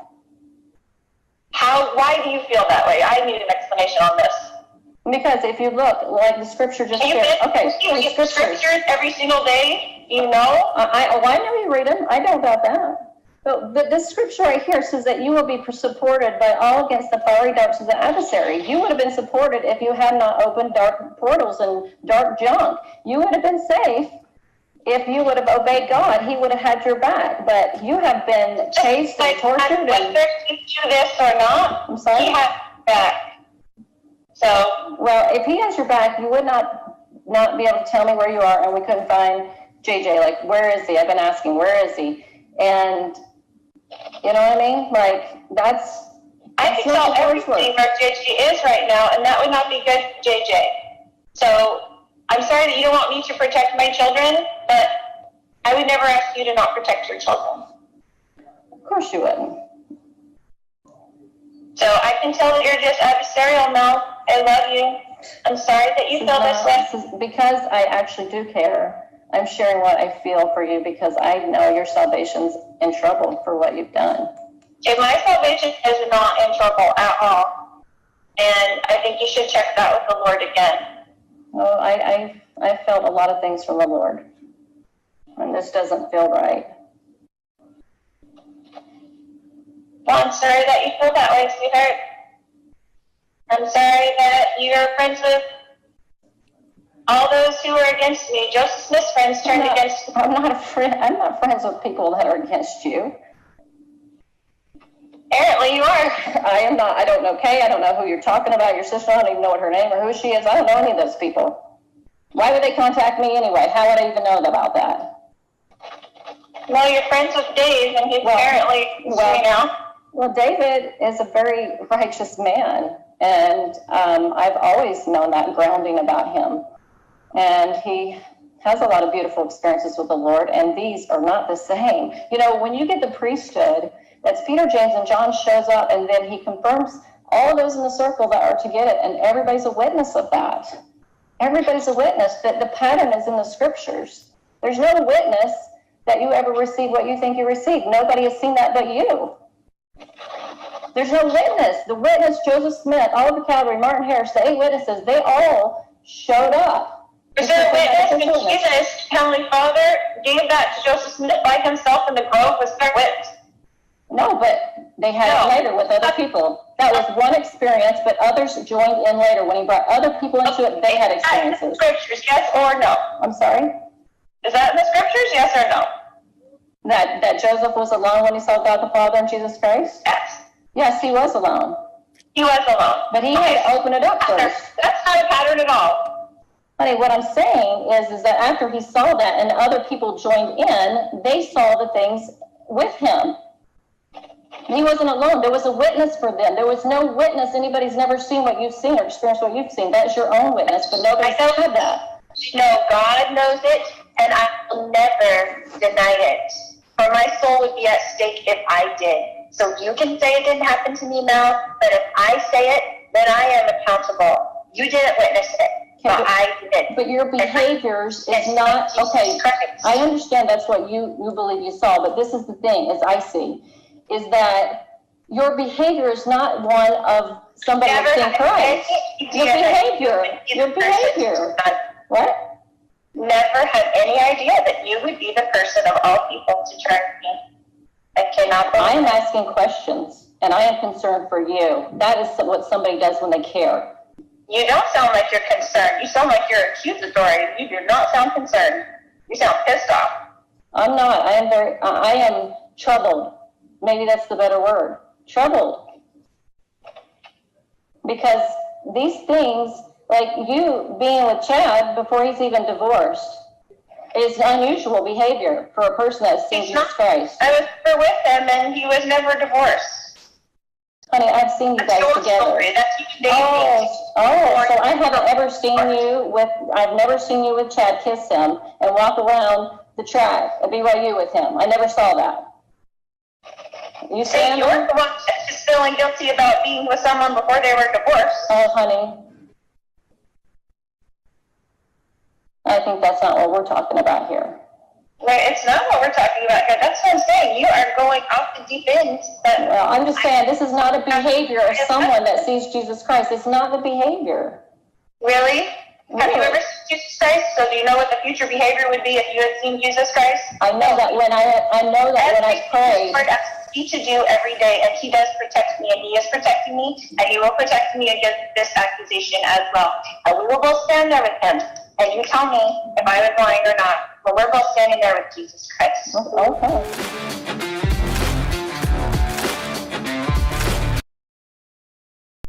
Okay. So that was a lot. Obviously. Melody basically says, "Hey, you're a slut. Fuck you." Okay. Basically what Melanie says to Lori. But yeah, she catches on. Melanie Gibb, when this was like the last straw for Melanie Gibb, she was like, oh, they're fucking killing everybody. Hey, Nene. So, yeah. That was that. So that was the night of the 26th. Okay. The 27th, November 27th, 2019, the Rexburg police go back with a search warrant for Lori and Alex's apartment, and they find that Lori and Alex have left. Huh. It's interesting. Very interesting. I know that we didn't really get into who Zulema is. We will when she gets brought up again. But November 29th, 2019, Alex marries Zulema in Las Vegas. She's like one of the ladies that's part of the like crazy person group. Now, December 1st, the kids are missing.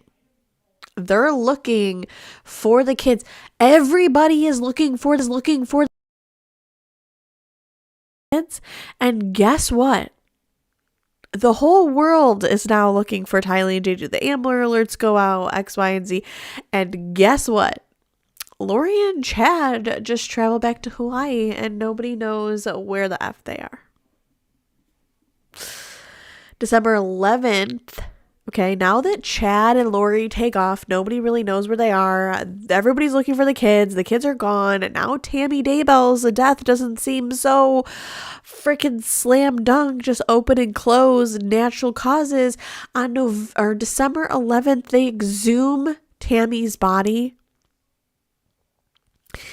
And that day, Zulema testifies to this, that day that they exhumed Tammy Daybell's body and Lori and Chad are nowhere to be found and the kids are missing, Alex Cox turns to Zulema and says that he is now seeing that they set him up to be their fall guy. He has this epiphany moment and he goes, oh, shit. It's going to be me. I'm the guy. I was doing all of this for my sister, thinking I was being her big protector, big brother. And I was helping, and I was getting closer to my salvation. And now that he's left on his own, he goes, oh, shit.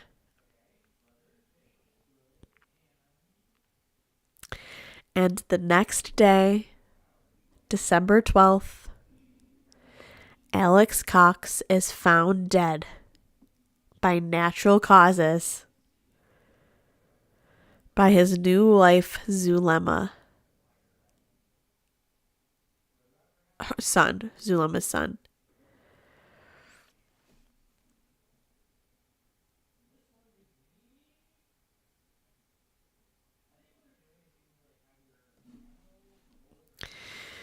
Everybody's looking for the kids here and there in Rexburg, and on December 20th, they are declared actually missing. It actually is, so it's not as sus as it is kind of a fuck you to Lori and Chad, to the universe, because Lori and Chad's plan was to be like, Alex is crazy. Alex did it. Alex did everything. We didn't do anything. We were afraid of him. Alex Cox did it all. You'll see all the evidence points towards Alex Cox doing it. They were going to throw him under the bus and they were going to ride off into the fucking sunset. But he died. Actually died of natural causes. And the universe said, middle fingers, bitches. So December 20th, they do like a national alert, Amber Alert. The kids are officially missing, and they ask for the public in locating the children and Lori, who was in Hawaii. She was still unable to be located. December 21st, 2019, they announced that Chad and Lori are officially persons of interest in the children's disappearance. December 23rd, Chad's attorney issues a statement on Lori and Chad's behalf, saying that Chad Daybell was a loving husband and has the support of his children in this matter. Lori Daybell is a devoted mother and resents assertions to the contrary. We look forward to addressing the allegations once they have moved beyond speculation and rumor. So they're basically saying, like, we're not talking until you guys chill out. It's not really how that fucking works, Lori and Chad, but whatever. All right. Stupid. Anyways, December 26th, the Preparing a People release a statement, and they denying that they're a cult. Chad, and that Chad has not spoken at one of their events since February of 2019. So, like, it's now almost January of 2020. Basically saying, like, hey, we don't got nothing to do with this crazy fucker either. December 30th, 2019, Rexburg police issue another news release. Okay. In it, police say that they strongly believe that Joshua, which is JJ, and Tylee's lives are in danger. The police say that they know the children are not with Chad and Lori, despite law enforcement believing that she knows where they are or what has happened to them. Lori has completely refused to assist in the investigation and has chosen instead to leave the state with her new husband. So they're basically saying kids are in danger, something bad could have really happened to them, or they believe something really bad can have happened to them, and their mother, who can help, is refusing to help and has chosen to leave the state instead. So then we go to January 3rd, 2020, law enforcement from the Fremont County Sheriff's Office, the Rexburg Police Department, and the FBI arrive at the Daybell property. Okay, the former home of Chad and Tammy, with a search warrant. They go inside, they search his house, as well as the shed and the barn. behind the house. There was metal detectors that were used in the yard. Police said that they took more than 43 items that were collected from the home, including like computers, cell phones, journals, documents, etc., and medications, which have been they sent them for, you know, they're looking for evidence. January 7th, 2020, JJ's grandparents, Kay and Larry Woodcock, hold a press conference in Rexburg to announce a $20,000 reward for the children's return, for both of their return. We only want the best for them, Larry Woodcock says. Please give them back to us. They're like, they were willing to take Tylee too. They just wanted them fucking back. They just wanted them back. January 25th and 26th, 2020, they find Lori and Chad in Hawaii. And with the help of the public, they find Lori and Chad. Somebody spots them while they're in Hawaii. Think you can run, but you can't hide, bitch. So they serve them with a warrant, and this gives Lori 5 days to produce the children back in Rexburg. Well, guess what? January 30th rolls around, and guess who didn't produce her children? Lori fucking Vallow. And February 20th, 2020, Lori is arrested in Hawaii. February 21st, Lori appears before a judge in Kauai and declares her intention to fight the extradition order, and the judge denies her lawyer's request to lower bail. February 29th, 2020, Chad returns. He just fucking goes home to Rexburg. And goes back to his house that he lived in with Tammy. He just like goes fucking home. He's just like, all right, I'm going home now. Just chills.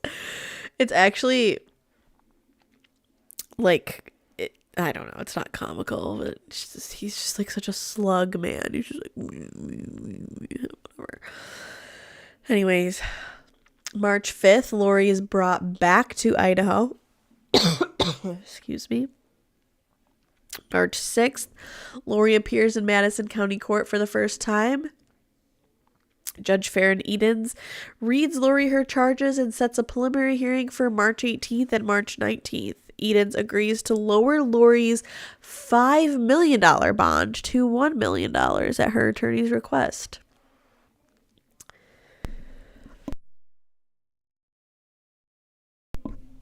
Excuse me.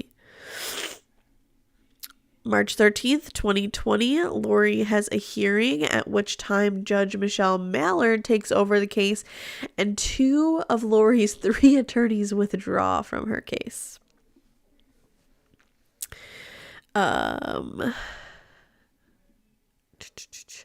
April 9th, 2020, the Idaho Attorney General's Office states that Lori and Chad are under investigation for murder. May 1st, 2020, Lori is once again denied to lower bail in court. June 9th. Okay, so if we remember that Alex Cox dies. Okay. And when Alex Cox dies, they call on the FBI. Lori gets arrested. They start going through all the fucking evidence. They go to Chad's property. They then go, oh, we don't need anybody to tell us anything, or anybody to get in the way of, or Alex Cox is fucking dead. Okay. So we can just go through his shit now because he's dead. He doesn't have any rights anymore. He's dead. So they go through and they get his phone pings. So June 9th, this is interesting, guys. We're coming to the end of this here. June 9th, 2020, they search Chad Daybell's property. And the only reason, like I said, the only reason I'm going through this up until this completion that I am is because Detective Hermosillo went through it today. Okay. June 9th, 2020, they searched the Daybell property where Alex Cox's phone pinged this time. And where Chad told Tammy in that fucking text message that raccoon was buried in their pet cemetery. And the remains are found and Chad is arrested. Fun fact, Chad tried to fucking... Oh, God. he tried to flee. He got in his car and he tried to drive away and fucking flee on them. It's so stupid and so funny and so ridiculous. The police are at his home. He's outside while the police are there, and he tries to get in his car and take off like he was gonna fucking outrun them. I don't know, it's stupid. But interestingly, when Chad, when the police are there on the property, there is a phone call that we can listen to. We're not going to listen to it. There is a phone call between Chad and Lori, and not a lot is said. It's basically just like, oh, yeah, they're here searching. Lori's like, oh, okay. They don't say a lot of, like, they're not saying, like, oh my God.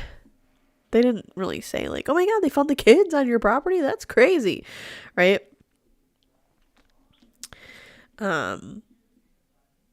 Anyways, so I just want to respond to Fuel. I was sick, Fuel. He's there. He's on TikTok. I was sick. I'm not sick anymore. I was sick though. And now I'm just stuffed up because I'm pregnant and I get stuffy when I'm pregnant. Sorry for everybody that has to listen to my nasally voice while I'm pregnant, especially at night. Anyways, so he's arrested June 10th, 2020. The remains are positively identified as Tylee and JJ. No, I'm good. I'm good. You don't have to worry.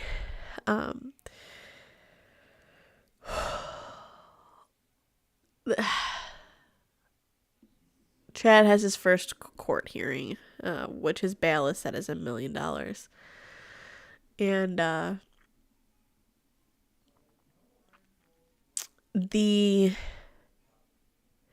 we're not going to talk about this yet. We'll talk about this when they start talking about it. But the state in which the remains were found was, it's tough, guys. It was a tough one. Hey, Fuel. Thanks for coming over. The rest of this is just fucking trial shit. But yeah, that brings us to the end here. And what we just covered in the last 2 hours was about 50%. 50% of what there is to talk about as far as Charles goes. Yeah, doesn't it make you super excited about the trial? It's very exciting. This trial, I'm telling you guys, there is no slam dunk here. We should all be on the edge of our seats with this trial, especially with such lackluster first opening fucking statements from the prosecution. And I really, I thought that my first thought when that happened was, oh shit, they're rinsing and repeating. They think that this is just going to be a slam dunk with Chad, or the other possibility is that they know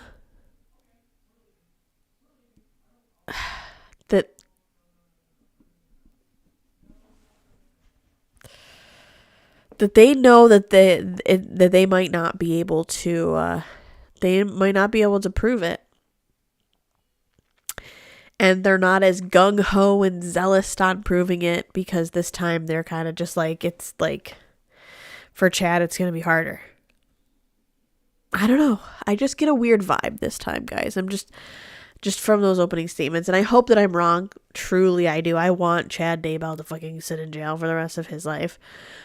Just like I want Lori to fucking sit there for the rest of his life. Yes, the trial did start, Nene. So if you guys are not following me, follow me. If you are on TikTok, this is my backup page that I'm on.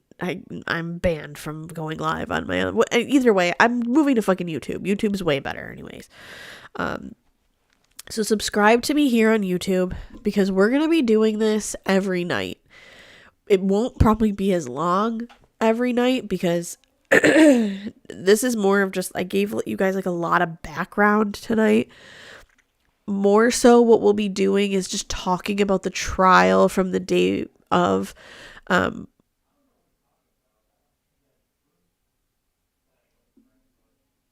I don't Fuel, I disagree with you on that one. I don't agree that they can prove conspiracy to commit murder. I just don't. I don't think that they can prove it in the way that they could prove it with Lori purely by proximity to the victims, right? To Tylee, to JJ.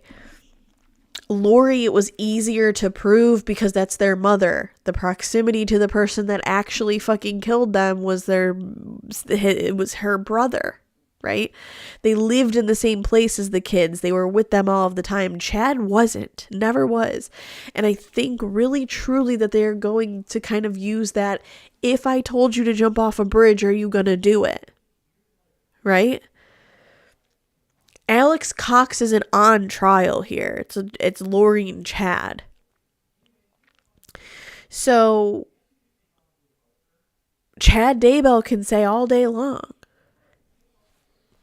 well, it doesn't matter if I told her to do it or if I told Alex to do it. If I told somebody to jump off a bridge, like, are they going to jump off a bridge?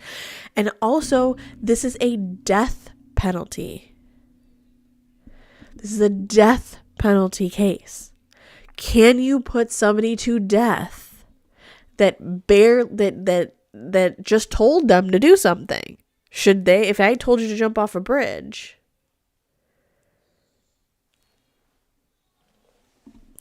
Yeah, the phone call that they're digging in the yard. He was talking to Lori, and the point of bringing up that phone call was to say, yeah, they're digging in the yard, telling Lori what the police were doing. She's in jail at this point.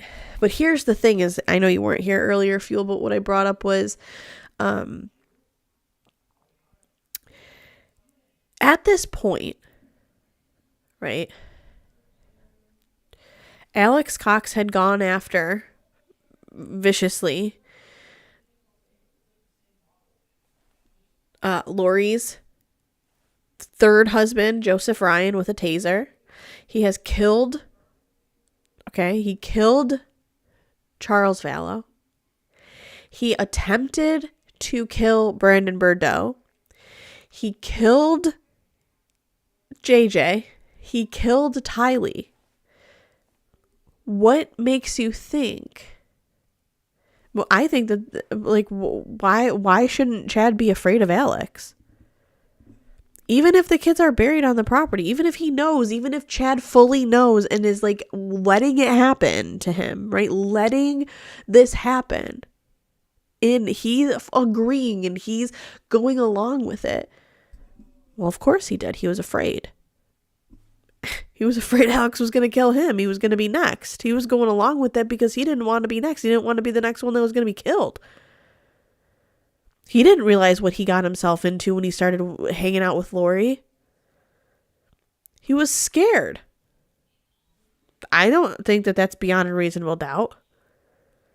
Truly, if I'm going to put a man to death, and again, this is death. This isn't just life in prison. This is a death penalty case. Not like Lori, who was just life in prison, right? If she was convicted. This is a death penalty case. If he's convicted of murder, he's going to be put to death. I don't know if I can put a man that might have just been scared. Alex Cox attempted to kill Tammy in his driveway in the middle of the day. What's to say that Alex wasn't going to come after him? He went after Brandon Bordeaux in the middle of the day with a gun. who's to say that he wasn't going to go right after Chad Daybell?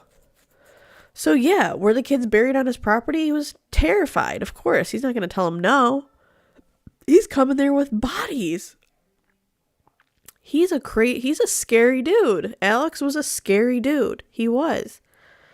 Let me tell you, if I was involved in this shit, I'd be afraid that he was going to kill me too.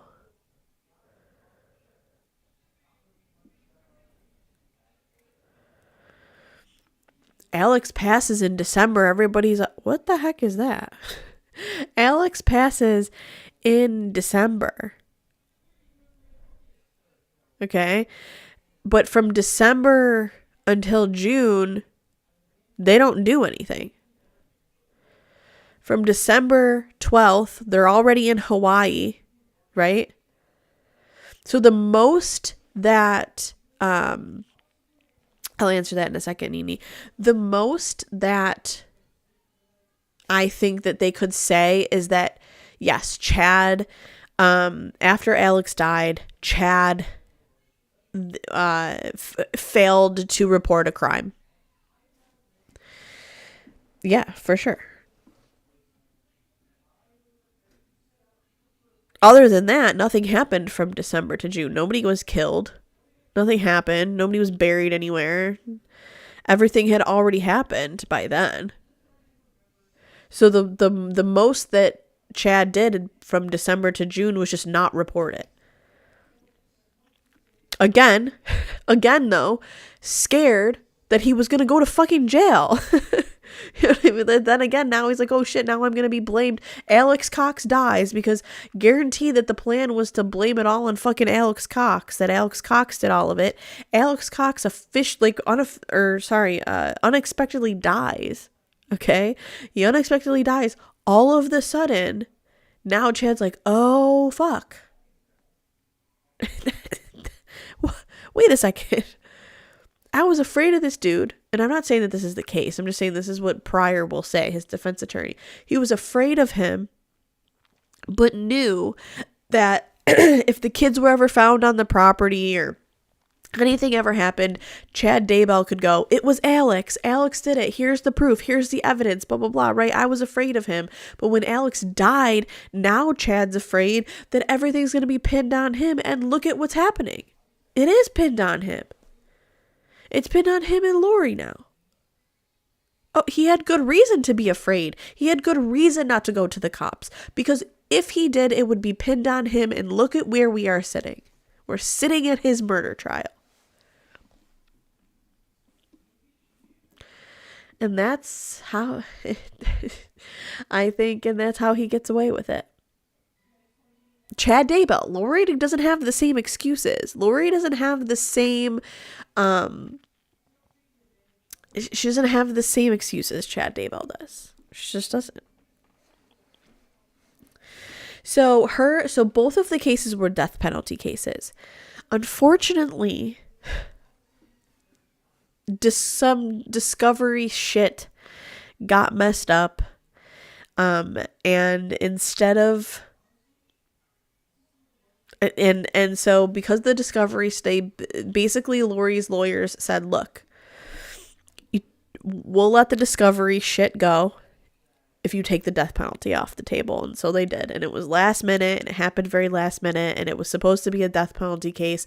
But that is why,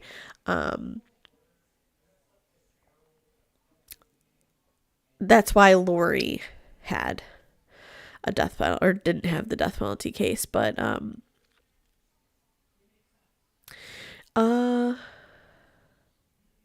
Rachel, none of your comments came through. You said, I don't know if I'm making sense, but none of the comments came through. So yeah.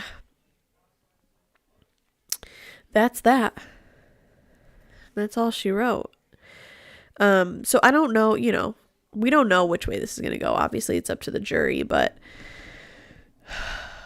man, this is going to be a good one, guys. I'm excited for this. A lot of it's going to be a repeat. I'm really excited for the stuff that's not a repeat. Like today, hearing from Detective Hermosillo, it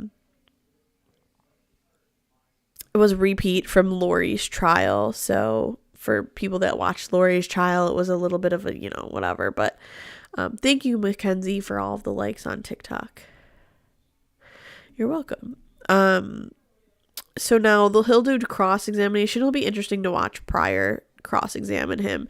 I'm interested to see who they'll have next, and I'm really interested in the witnesses. They'll do a lot of, so after, they're going to do a lot of, like technical witnesses too here in the beginning. Actually, I can't remember how they structured it in Lori's. I'm pretty sure that they did like the detective, some technical witnesses, and then they did like Melanie Gibb, and they did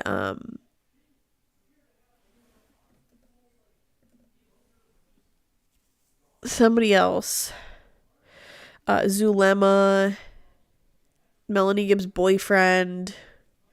They did a lot of like personal ones right away. They did a lot of interesting. I could go back. I could go back in my notes and look and see how that happened. But yeah, it's very interesting. But that's really all that happened today, guys. And tomorrow we will recap again. I'm going to try and get on about, oh yeah, that's a good, the grandmother, Kay? You're right. It was Kay. Was it Kay or Lair? It was Kay. It might have been first. You're right. You're right. Aramisio, maybe Kay was first. I can't remember.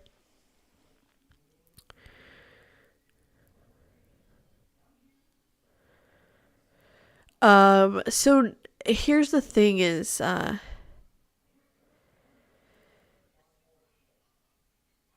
so the detective went much later. I can't remember. I think you're right. Yarn work. It was a little bit different in Lori's trial because they could ask, like Kay had contact with Lori leading up to, yeah, you're right. Yeah, that's right. So no, Lori or Tammy didn't die of natural causes, right? But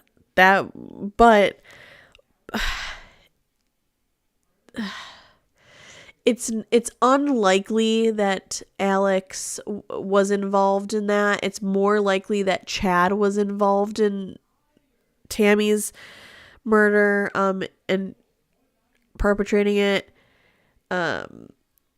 and that because it was asphyxiation. I mean, I guess it's possible that Alex went to the house. I mean, maybe he left his phone. I mean, it's interesting. To me, it's like I don't think he would have left his phone for Tammy's murder, but then didn't for Tylee and JJ's. I don't know. I don't think that they had anything to do. I think Chad had something to do with Tammy's. And Alex just, I think that once that night when he realized, because it was like, I think that once when he realized, the stress of him realizing that they were going to pin it all on him is what like really did him in. Yeah, you're right. Yarn work. So we're going to see what they do. I'm very interested. All right, guys, it's midnight here. I'm going to get going to bed, starting to have some like Braxton Hicks contractions because I'm tired and dehydrated and I need to go drink some water and get to bed. But I will see you guys all tomorrow.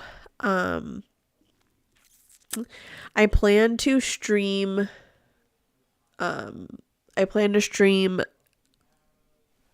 tomorrow on my YouTube channel. I plan to stream again the trial. So if you haven't followed me on YouTube, follow me on YouTube so that you could get notified. Hit the bell to get notified when I go live and when I post a new video. This live will be posted on YouTube as well. So yeah, I will see you guys tomorrow, and I hope everybody has a great rest of your night. And I believe we should start tomorrow. It's 8:30 Mountain Time. So 8:30, 10:30 Eastern Standard Time. And we'll get back to it. Get back to court. I love all of you, and I will